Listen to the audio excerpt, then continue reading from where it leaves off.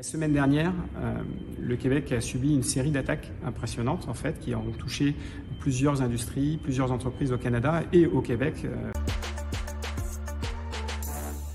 Il s'agit d'attaques pro-russes qui se sont amplifiées dernièrement et puis pour le coup Hydro-Québec a perdu les services en ligne, les services mobiles.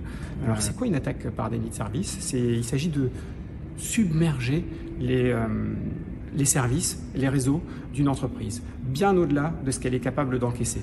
On parle d'attaques de plusieurs centaines de milliers de requêtes en fait par seconde pour submerger les services, parfois plusieurs millions. Ces attaques ne sont pas si impressionnantes que cela lorsqu'elles ne touchent pas les citoyens en direct, mais elles peuvent être très très impactantes. Imaginons maintenant que cette attaque ne touche pas simplement des services IT, mais ce qu'on appelle les services OT, c'est-à-dire industriels.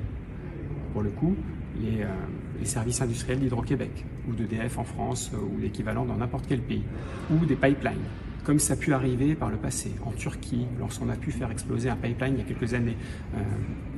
À ce moment-là, l'impact est majeur. Le principe est donc de se protéger dans l'entreprise pour contenir ce nombre d'attaques impressionnantes, en tout cas ce nombre de requêtes impressionnantes. C'est juste un type d'attaque parmi d'autres qu'on peut envisager, dont il faut se protéger. Cet événement nous rappelle tout simplement qu'il y a un certain nombre de contrôles de sécurité à mettre en place pour se protéger, pour détecter les attaques et puis pour y répondre. Que surtout, durant le moment actuel qui est assez instable politiquement sur la planète, n'importe quelle entreprise peut être visée, qu'elle soit grosse, moyenne ou petite.